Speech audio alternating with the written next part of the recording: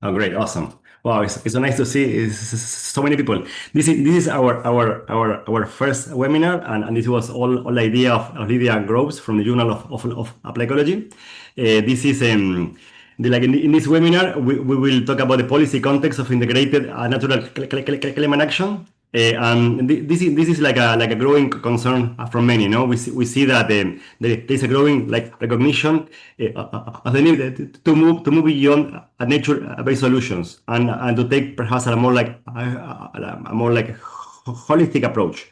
Like we just published a paper like in the Journal of Ecology by the two leaders of this webinar, which is titled "Beyond Nature-Based Solutions." So I encourage you to read it because like a lot of what we will talk today will be based on that. Today we have two great leaders to lead this like webinar. The first one is Dr. Hollie Folkard-Tapp from the Institute of Zoology for the Zoological Society of London, and also from the UCL. Her research is focuses on the policy implementations and guidelines around biodiversity and climate action, particularly in the context of the Rio Convention. The next leader of this webinar is Dr. Nathalie Petorelli, which was a previous senior editor in the Journal of Ecology, so we know her like really well, and she like has worked on many different topics, including like rewilding, climate change, and many other different topics. Let me see. I have a list of all the research that she has done. That of course include like remote sensing and more. But yeah, but her CV will take a few hours to read properly. So yeah. So with that, we have a code of conduct for this like, webinar that is now I think in the chat that Lydia is putting it, and yeah, and this is our first webinar, and I hope this is a big success, which I'm sure it will be. If you have questions, please put them like in the chat, or like perhaps like even better, like say like verbally at the end to like Nathalie and Holly.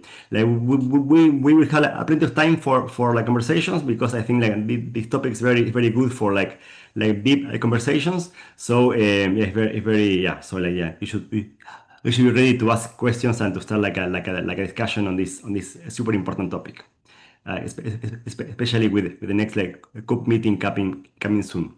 And with that, I will leave Holly to start this webinar. Thank you. For that introduction, Martin. Okay, great, thank you.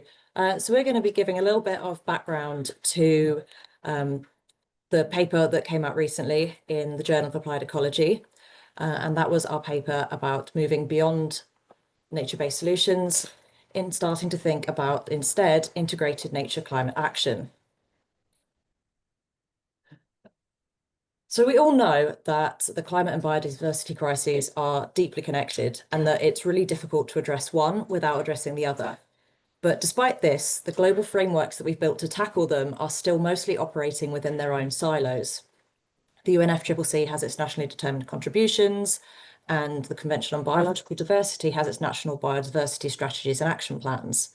And all too often, there's very little alignment between the two of them.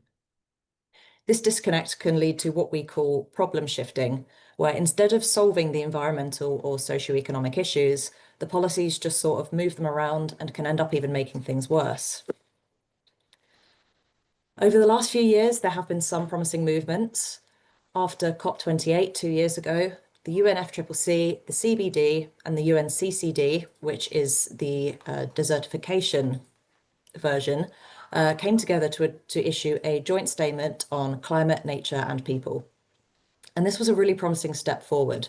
So since then, we've seen growing calls for deeper collaboration between the conventions, including proposals for a joint work programme to help bridge that implementation gap. At the UNFCCC subsidiary bodies meeting last June in Bonn, we saw another important development, which was that a formal negotiating track was secured for COP30 in Berlin. And through this, the idea is that we can discuss how better to align climate and biodiversity efforts. As well as this formal negotiating track, there will also be efforts to feature nature as a thematic area outside of those negotiations.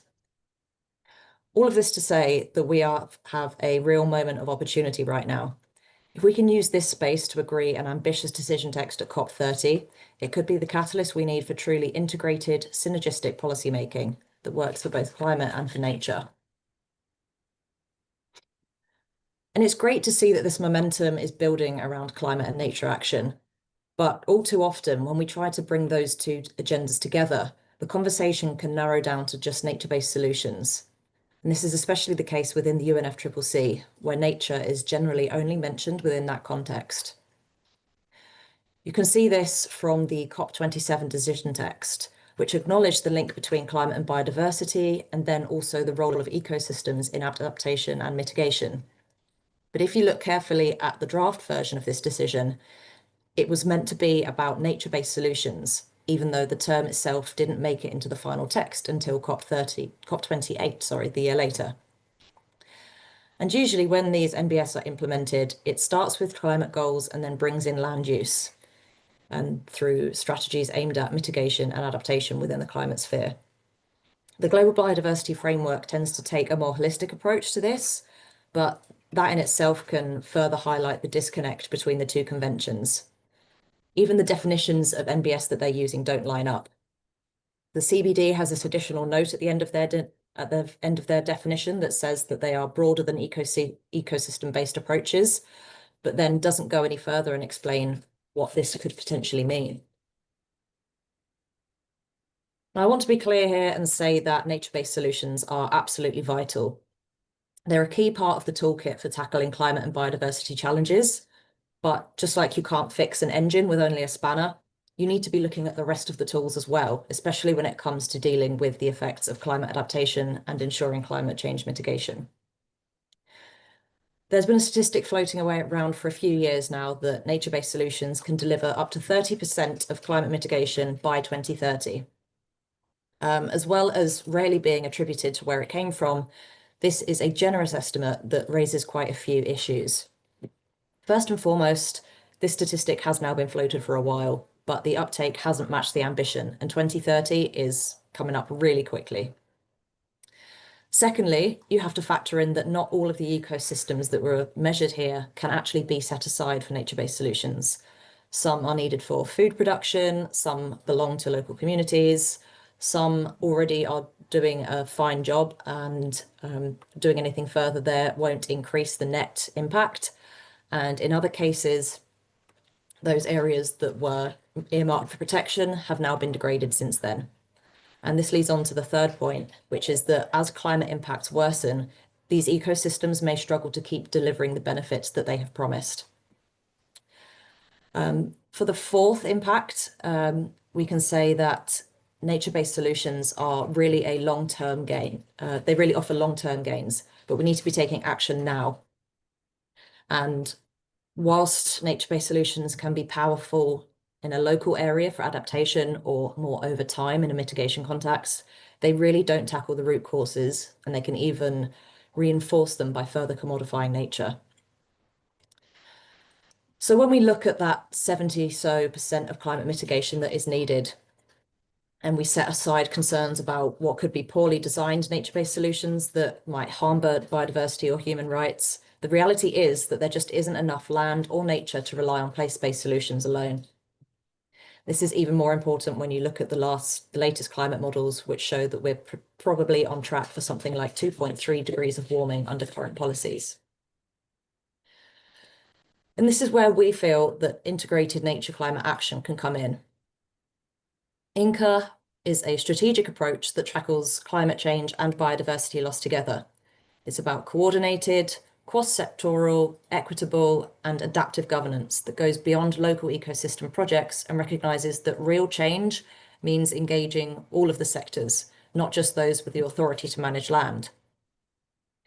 In this figure, you can see that we've built INCA around the principles of resilience, circularity, and justice.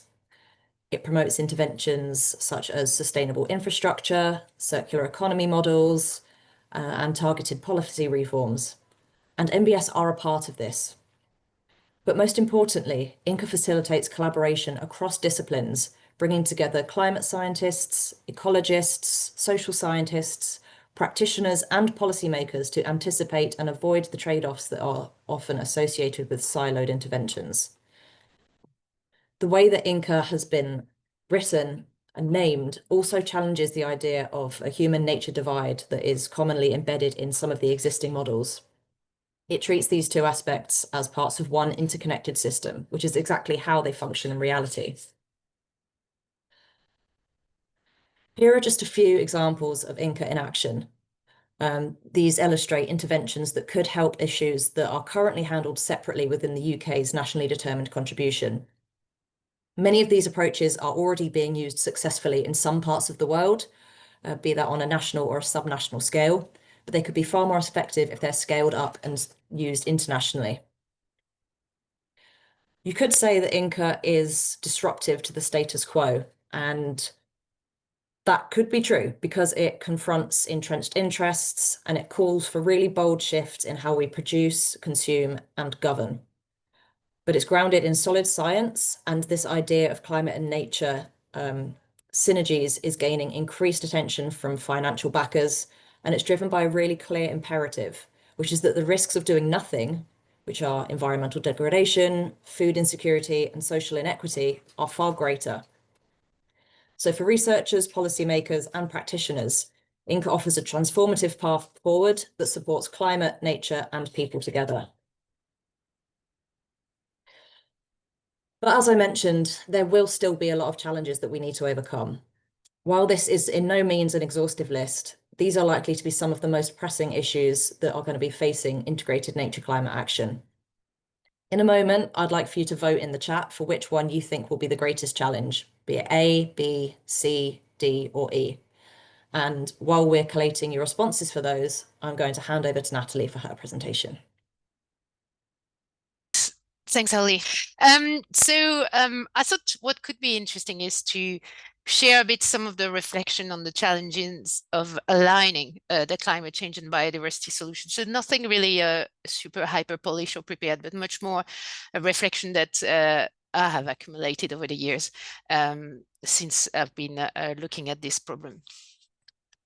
So as Hollie was mentioning, we really have an interesting problem. In '94, when the Rio Convention were created, they saw this as three problems: a climate change problem, a desertification, land degradation problem, and then a biodiversity problem.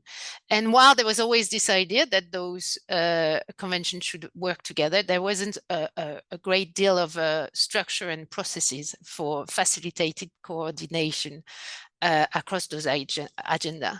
And so what happened is that they developed a bit separately.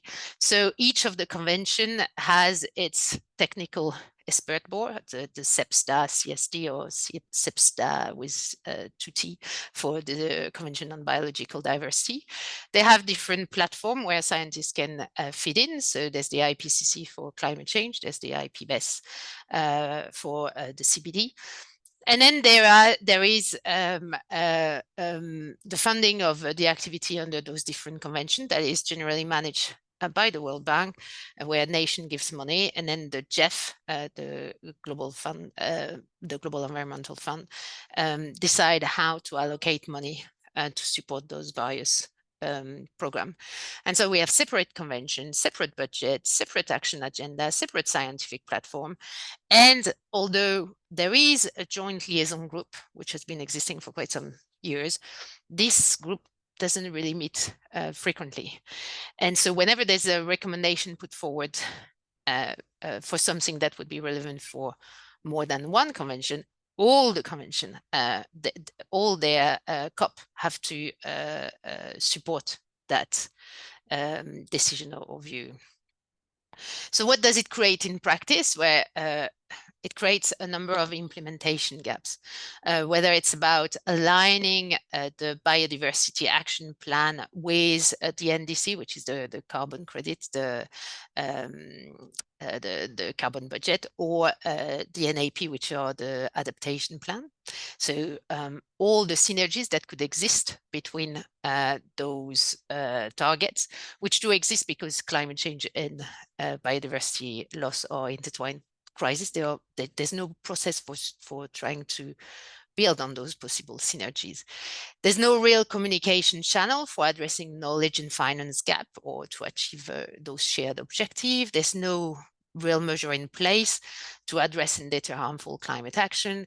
There's nothing about recognizing viable effort by non-state and subnational actors, so the linkages with the action agenda, when action agenda try to address synergetically climate and biodiversity don't really exist. And then no real collaborative platform for trying to align methodologies for measuring success. So how do we know that something benefit nature and address climate change?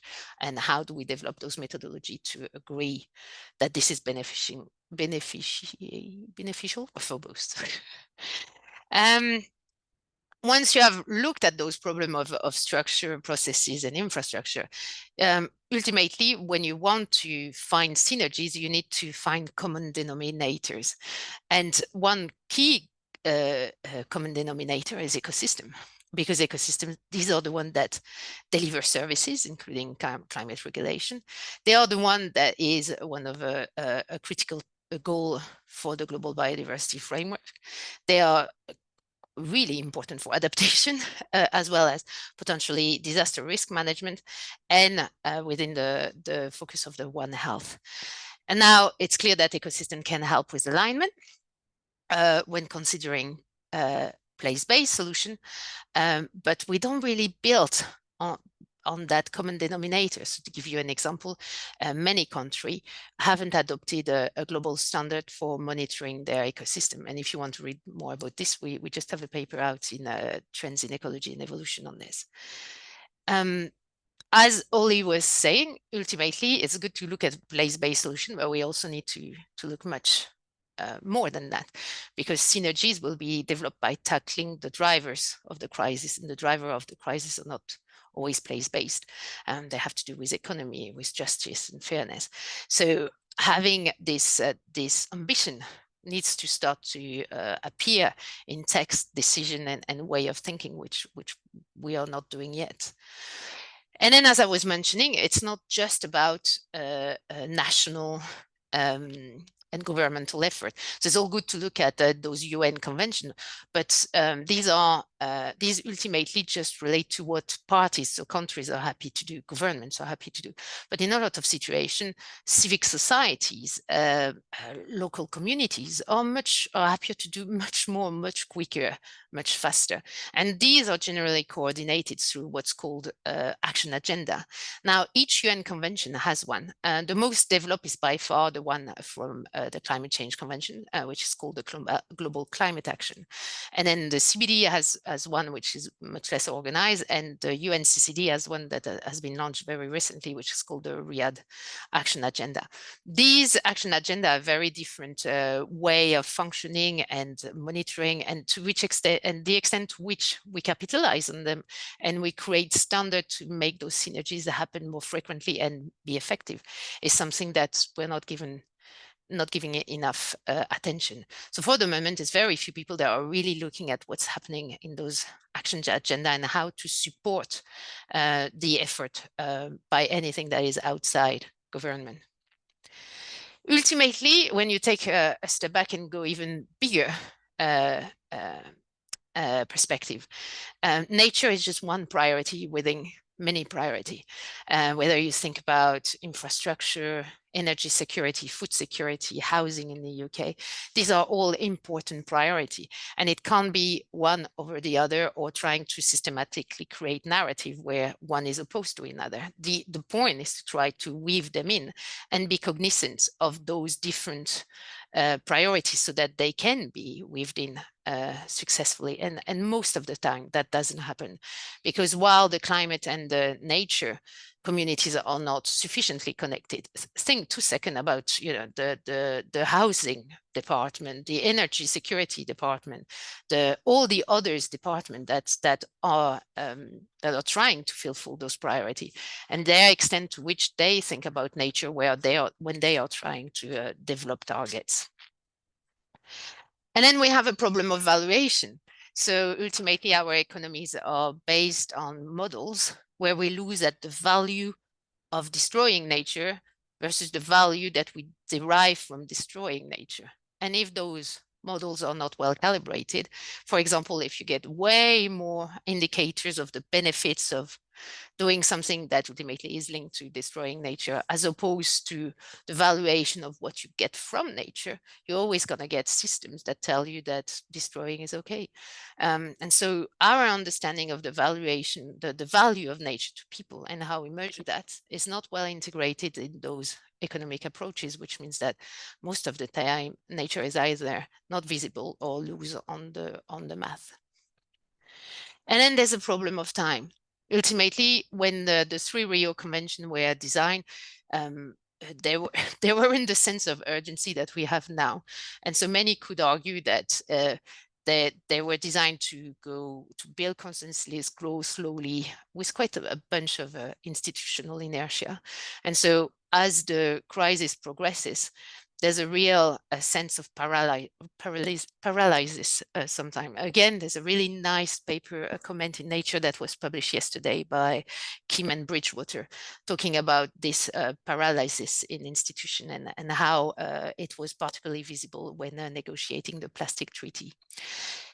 On top of that, you get those crises that really accelerate. So in the 90s, our understanding of how climate change would just go has completely, it is not at all a different sense of pressure.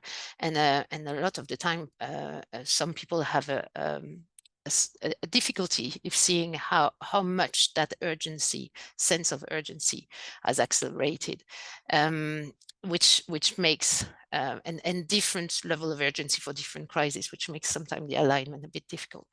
And finally, there might be other stuff, but that's the one I could come up with, is the problem of political window attention span. We elect our leaders with this view that they have 3 to 5 years to do something, and most of them want to stay in power and be re-elected. Therefore, short-termism always win over long-termism, because a lot of politicians wants to be able to reap the benefits of what they do. And if you ask them to invest in something where the benefits will be seen in 5 or 10 years, they simply, it's more difficult to get their attention. And that in a way is not helping when you have to deal with multiple crises that are accelerating. So that's it for me. And I hope you had time to vote. And I'll pass it back to Martin, I think. We got like answers of all kinds, but I think B was the main one. I don't know if you want to discuss on that, or you want to people ask questions and comment on this. Yeah, I'll pick that up. So the votes were quite clearly in favour of B being the biggest implementation challenge. And I think that is a reflection, particularly of the political moment that we're in.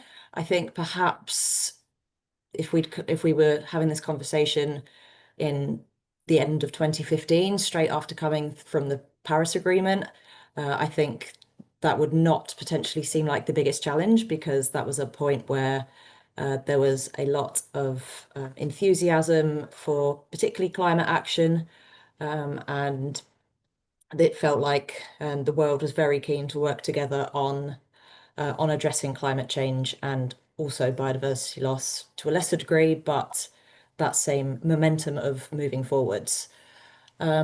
We've just been through a pandemic, and there's a lot of humanitarian disasters going on, both natural and man-made. And it feels like right now there are other more important, more pressing priorities that need to be dealt with.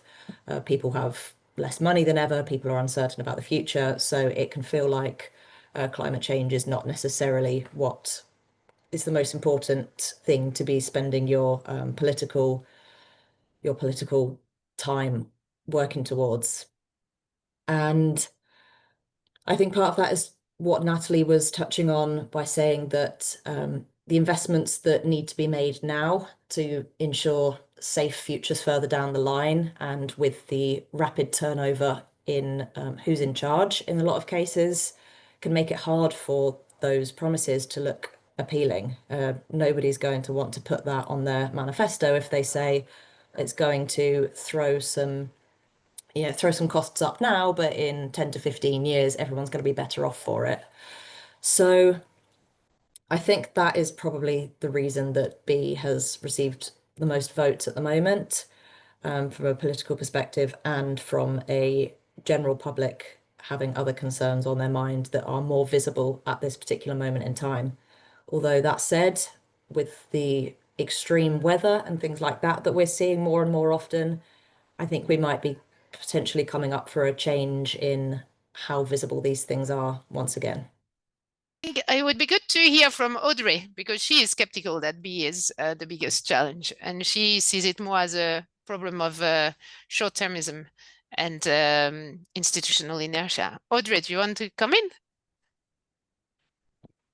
Sure. Can everyone hear me? Yeah. Yeah, basically just what I've written in the chat, having participated a lot over the past few years in kind of CBD spaces, so the Convention on Biological Diversity, and also UNFCCC spaces, though it's less popular, so to a lesser extent. But there's just been, but especially in civil societies, amongst NGOs, this topic has completely exploded and gotten huge. So I think, and in the CBD spaces, most countries are actually increasingly really on board. We had a great decision about synergies at COP16, some good decisions at Substa 27, so the meeting that just happened last week in Panama about this. And so from at least, that is a niche space, of course, but in that niche space, which you do technically have all the parties represented, I mean, all the parties aside from the US, you are seeing quite high public acceptance and quite high political will. So that's why I've written just in the chat that I feel like other issues like institutional inertia and short-termism, in my view, seem to be bigger challenges, at least in my opinion.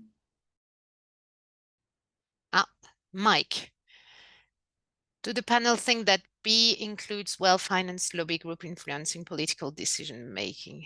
If so, do they think INCA could be used as a strategy to address this? Hollie, do you want to take that one?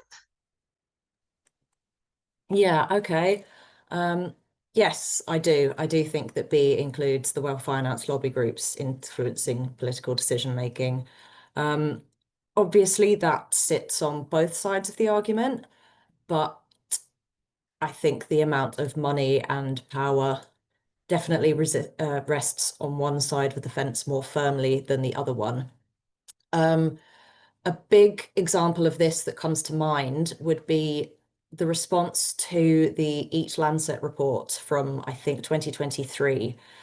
So that was a huge piece of work by some very influential scientists that was expected to, make a real splash when it launched, have a lot of coverage, show the benefits and potential impacts of planetary health diets. And there were some particular interest groups who put a lot of finances behind making sure that that report was not received with the clarity with which it was intended. So that was something that's come to light quite recently. And I can imagine that that is also the case across all of those sectors that we pulled out as INCA being influencing. And I also mentioned the fact that INCA could be disruptive to those entrenched interests. And yes, there would be a lot of backlash from particular interest groups who are, they make their money from from fossil fuels, or the way that the world is currently functioning in extractivist industries. So yes, to answer that more briefly, I agree, Mike. And in terms of using it as a strategy to address this, I think that would have to come from the non-state action side of things. It would require a change from the consumer side of things to decide whether or not that is something as a global society we are happy to continue with, or whether we start as consumers, as purchasers, looking for something else instead. Kirsty, hello, Kirsty. Hi, Natalie, how you doing? Yeah, I mean, I take Audrey's point. I guess I worry that there's quite a lot of lip service which is paid to biodiversity, where you get, most politicians aren't going to come out and say, I don't care about biodiversity. But in the UK, for example, in England specifically, we have a planning and infrastructure bill, which is massively going to undermine nature conservation. So whilst the government wouldn't say they don't care about biodiversity, what they're doing at the moment is absolutely undermining laws that we've had existing back going back decades. We have a US government who doesn't even believe in climate change, and we have the rise of some populist movements across Europe that also don't believe in climate change. So I do feel that B is important. I mean, I think all of the ones are important. It was quite hard to choose just one. I think they're all important, but I think probably public acceptance, I would agree that you can get the public on board. However, it's what Hollie was saying about immediacy. You know, if people are struggling to put food on their table, then they may not. If they think that something that's going to benefit biodiversity is going to impact on the money in their pocket, then they're going to be less likely to support that. So I think in theory, public acceptance is really high, and it generally is high for climate change. But people are still voting for politicians who don't believe in climate change and politicians who are undermining existing nature laws that we've had for decades. That's me. Ambroise? Hi, Ambroise. Thank you for that talk, Hollie and Natalie. That was really interesting. I've got, maybe it's changing a bit the direction of the discussion, so don't hesitate to use it later on. But I wonder, in this scheme, the Inca scheme, whether some people will feel that there is a dimension that's missing, the cultural dimension, and what is the role of education within this scheme. And I can see that some of the blocking point you see for it to be successful is people's perception. So how to integrate human cultures and education within?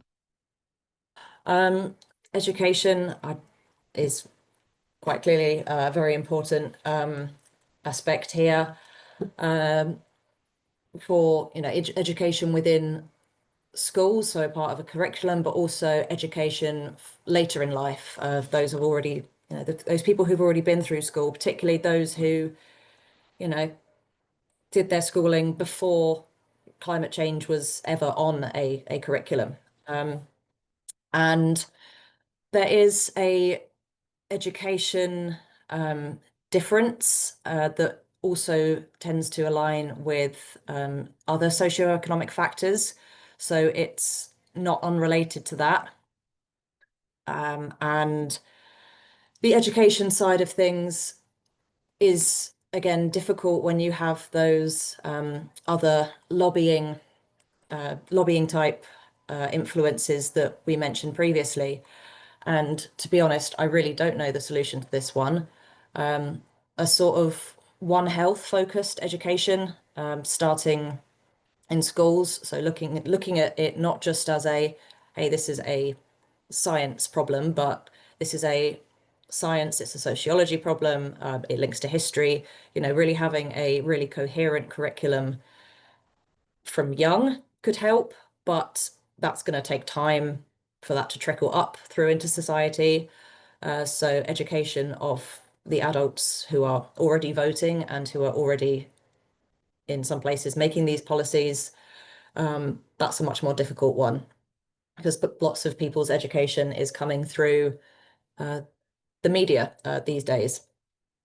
So having conversations, not necessarily formal education, but having scientists, having sociologists, having economists, having these conversations like we're having right now with you, the more we talk about it, hopefully that will serve some form of education for then people to make their own decisions on their well-informed decisions on what they want to see in their future. Martin, shall we take some of the question in the chat, because there's some really good. Yes. Please, like read them, and I can go from there too. Like if people want to like ask questions, are we talking? Oh, that's great. But otherwise, we should go to the chat. So I think Parasmita asked about carbon credit, which is a very good question. And sadly, it's not a simple and straightforward question. So there's pros and cons, I would say, and Hollie, if you want to add a bit, but bearing in mind there's a lot of other questions. But I would say there's been some good publication on this, on the pros and cons and a balanced view. So basically, if well implemented in the right place with sustainable funding and a view to just not support the current system, but help transition to another one, and then I think it can really help. But it has some challenges, and badly implemented, it can go quite wrong. Would be my answer. Hollie, do you agree, or do you want to add something on this? I think my main comment on this would be that not all carbon credits are created equal. So you would, to make a firm judgment, you would need to know which particular kind of credit you were talking about. Some of them I am very skeptical of. Some of them I am less skeptical of. That is a whole discipline within itself. We could talk for hours about that, but yeah, that's a really great question. Thank you. And then Mariella, I really like your question about adaptation, because I strongly agree with what you wrote, which is basically that it's always the poor brother. The thing that no one thinks about yet is going to make so much of a difference in the life of people in the coming decades. So I totally agree with you. I mean, I don't know whether you know, but in the UK has been flagged by the Climate Change Committee in April that it was inadequate. 2 weeks ago, it was in the news saying that not only it's inadequate, but also they are preparing for 1.5, and we know that we're going above that, and so we're going to need more. And then the understanding of nature within adaptation is really something that's not. Absolutely, yeah. And I think one of the key blind points that we often have is there's a large focus on mobilization of nature-based solutions towards adaptation, which there absolutely should be, but also greater due consideration is needed in terms of thinking about how those nature-based solutions themselves need to be designed in a resilient way. You know, what kind of species of trees are we using? Are they going to necessarily be able to persist within a changing climate, etc.? And we see quite a lot of these little kind of blind spots when it comes to thinking about resilience. And yeah, getting public understanding it is quite challenging, because as many people have mentioned on this call, folks feel very overwhelmed, and sometimes it can be really difficult to see the links and the fundamental prerequisite that is nature in actually solving a lot of those problems that they have, and the fundamental prerequisite, which is climate adaptation, to help resolve some of those issues in terms of, health impacts and things like that. But yeah, trying to create a strong and compelling narrative to help kind of support that public understanding can be really challenging. And thinking about things in a systematic way, we know that climate change is a wicked problem. We know that different stakeholders have different views on how to manage it. And so, yeah, generating narratives that are helpful for the public understanding and don't overwhelm is challenging.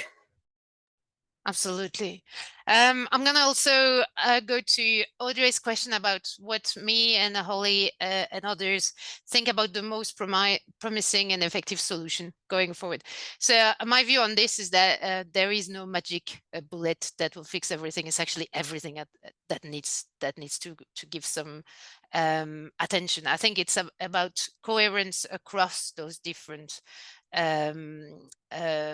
opportunity, whether you look at the UN framework, or you try to look at this nationally or locally, having always that same coherence in terms of integration, whether you look at governmental effort or civic society, whether you try to build cross party, whether you look at education as a way to enhance understanding of the problem. It's about all of that, but coherently with the same narrative. So funnily enough, today was the launch of the climate change and Nature Crisis Caucus, which is quite an innovation. It's in the UK. It's a parliamentarian basically coming together from all parties, and their common thing is that they all want to address those crises, and so they are coming together from all the parties to have a coherent narrative to not only tackle the increasing narrative that we see in the news about net zero, biodiversity, etc., but also create direct channel for engaging with people, including scientists. And I think those innovations where we go together and really bring coherence and evidence to a narrative that needs to be capitalize on all the opportunity we have is really, for me, the way forward. I'm quite aware that our time is running slightly low. So to help us get to some more questions, I'd like to pick up on Catherine's question about the cross-departmental and sectoral collaboration. And it's interesting to hear the local authority perspective on this one. So I've got some experience with this myself, and yeah, I totally agree with everything that you've said here. Something that particularly I've found challenging in the past and very frustrating is the amount of work that the so-called environmental person is expected to do within these contexts. So there might be a local authority that has perhaps one biodiversity person and then one sustainability lead, perhaps the team of 2 people or something, and they are somehow expected to improve the sustainability across the entirety of the local authority, which is an impossible job for one person to do when nobody else in the other independent teams which happen has any idea what's going on. And this is a skills gap that exists within those individual roles, be it a housing department, for example, just looking at issues with planning applications, for example, that can come up when they've failed to understand a biodiversity issue caused by development. And that's not the fault of the housing and the planning department, because that's never something that they expected to have to train for, and it doesn't exist within that local authority's budget to have someone specifically working on that. So I think the way to solve this, not an easy solve, but the way to do it would be to look at the levels of integration of sustainability within the local authority as a whole. So rather than having, just a sustainability person which is supposed to be checking everything off, make sure that those environmental concerns are explicitly considered within each of the individual departments, so that largely it runs itself, and then there's that one person or that small team who can then just go along behind and sweep up anything that's left. I hope that would be something that could come forward with the improved education, as we mentioned earlier, but with the way that local authority budgets are dropping and how tight they all are, yeah, that's a very difficult solve. Do you want to add anything, Catherine?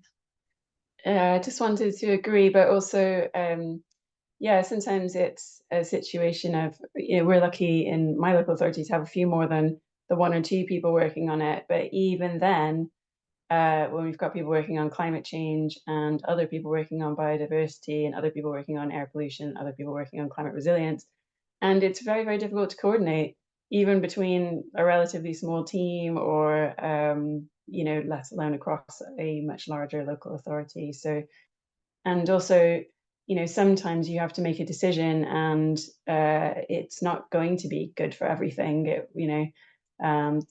Sometimes there are synergies and sometimes there aren't, and things still need to happen and go on. So I can appreciate how difficult it is to collaborate cross-departmentally and cross-sectorally, and it was really interesting to hear Natalie about how that is also difficult at the level of intergovernmental organizations and with policies and strategies and with science. And so I really appreciate that you're working on it, and I will be reading your article, which looks really interesting. So yeah, thanks for this really interesting webinar, and hopefully with all the people on here we can start to look at those synergies and what we can do. Yeah, so thanks a lot. Shall we take Anya's question, Holly, which is about how it links up with the IPBES Nexus assessment? That's an easy one because it's a line. It's basically it's basically you take the IPBES Nexus report and then you try to design a solution based on what they recommend, and you more or less have something like Inca.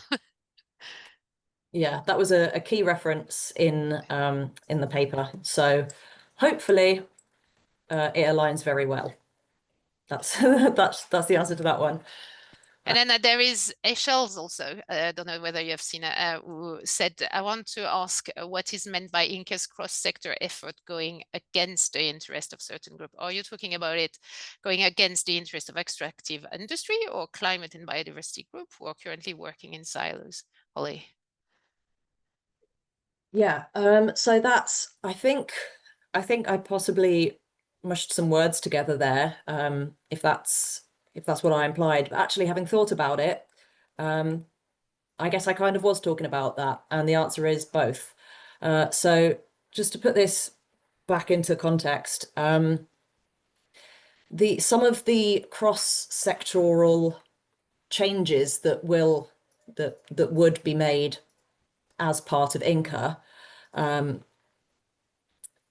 mean, if we go, I don't know, can we go back to the let me just reshare this again. Probably be easier to talk about it. So I think this was where I was talking about it from. I'm sorry, it's in presenter view again. I'm not sure what's going on with that. I only realized at the end last time. So if we took the diverse waste streams laws, for example, for the extended producer responsibility, across some of the sectors, that would be really well received. So that's fine. Whereas then those who are actually producing the waste and who will have to take on the responsibility for that, for what they have produced, will cause issues there. So that would have massive filtering up effects through the fossil fuel industry, for example. You might not think that switching away from plastic bottles would annoy the people who are making money by removing oil from the ground, but it will have that effect that trickles right the way across the supply chain. And I think that's what I was trying to get at with that point. As for the other part of your question there, the climate and biodiversity groups who are currently working in silos, that I think there can also be some friction there. And we could probably link this into part of the carbon credits conversation from earlier as well. So there are some organizations or companies who may well be very well-meaning with their offsetting flights, for example, by selling carbon credits.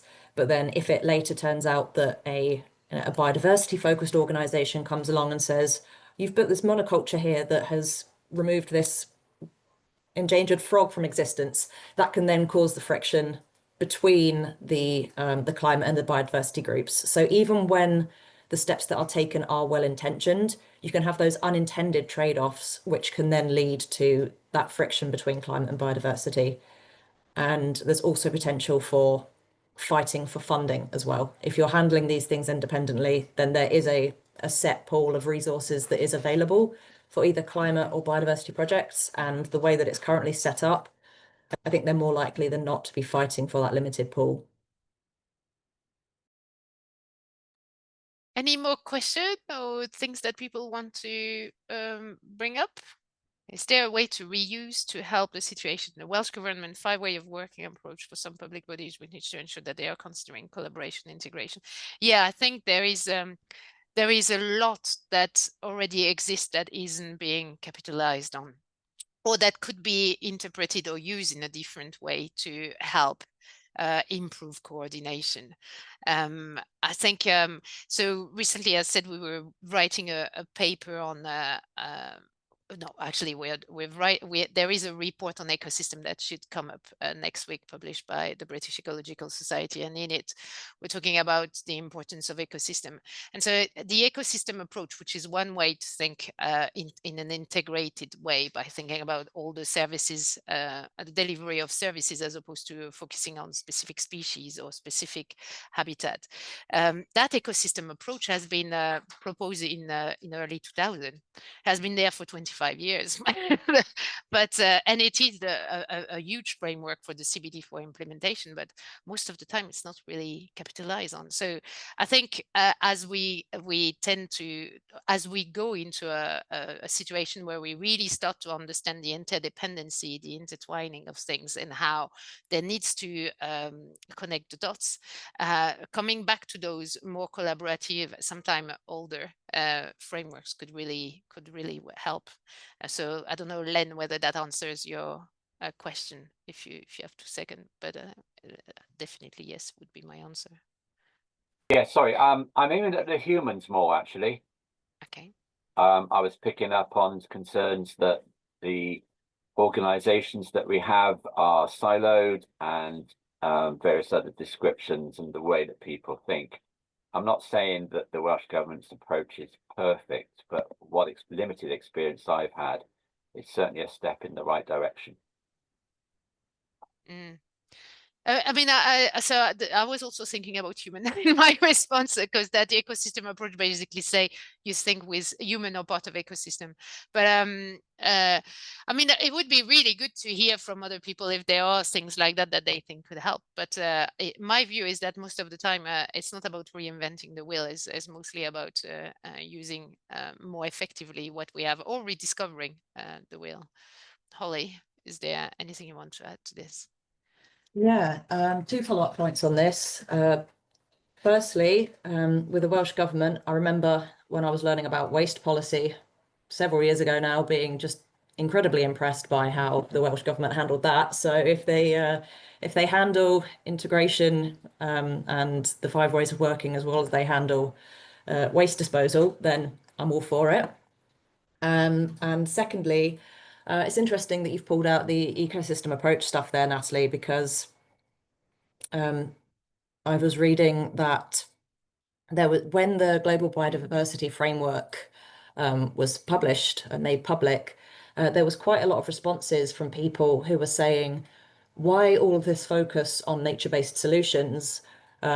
Why have we forgotten about the ecosystem approach? So there is that one sort of throwaway line that seems to have been added in response to that of this should be deeper than nature-based solutions, or this should be more than the ecosystem approach. But that's the only usage of that I can recall in the Global Biodiversity Framework. So the fact that this has been gone around since 2004, and there is this whole online toolkit for it, and it seems to be really, really robust and really well researched in the past, for it to have just dropped off the map over the last few years does seem like a huge shame. So hopefully by expanding the way we talk beyond nature-based solutions and ensuring that we keep in mind that there is more to Inca, or whatever you want to call it, than in BS, hopefully we can reclaim some of those lost ways of working, such as ecosystem approach. So the first one is, do you have high hopes for COP30 relating to progress on synergies, Hollie? I have moderate hopes. Or should we say I have high hopes and moderate expectations? Yeah. Okay, I can definitely join on that. Do you want to elaborate, or shall we go with the other question, which is there a way to include communities more in local efforts? I think many people would love to help bottom-up restoration and conservation. Yes, is there any way to include communities in more local efforts? Yes, and I think the way to go about this is to be that one person who thinks, hey, we should have a community group for this particular thing, and go up to your local notice board or a community online group or something and say, hey, let's do something. Let's go and clear this this patch of whatever, or let's go and plant some trees here, assuming they're the right trees in the right place, of course. Or let's go out on this day and rescue these toads that are crossing the road at night, or let's go clean up litter in this area. And I think once you start that ball rolling, people are very keen to get involved, in my experience. It just takes someone to take that first step. The only stuff I would add to this is that there was the ex-chair of the climate change committee this morning talking about to people in the audience and asking how many of you have talked to your MP about the climate and nature crisis, and most people haven't. And I think even beyond restoration and doing a lot of stuff, the first stuff you can do is go to your MP in the UK or in other system. I don't know this MP, and then just get them to be aware, because the awareness around those issues across the political spectrum is actually relatively low. And so beyond going straight into restoring and stuff, etc., making the case that this is important can be hugely valuable. Do we have any more we've got time? one last question. I have our last question, and we should close. Yeah, thank you. Okay. One more question from Anna Bianca. I'm going to answer this really quickly. And yes, I think there is potential for INCA to address the human nature divide. The way we've written about it, we've tried to make considerations for non-Western frames of what nature is. And it's important that non-scientific and non-Western knowledge, so valuing indigenous knowledge as well as scientific knowledge in the way that these things are researched and talked about is really important, and that can probably go a long way to addressing the human nature divide. That's something we would like to work on further in the future. But yes, I think it definitely has potential. Wow, awesome discussion. As I was saying before, it was our first webinar, and it was, I think, a huge success. So thank you, Hollie, thank you, Natalie, and especially I thank you, Lydia Gross, for making this happen. It has been amazing. The discussion was really enriching. I want to thank all of you and hope to see you in the next one. Thank you. Thank you, everyone. Bye-bye.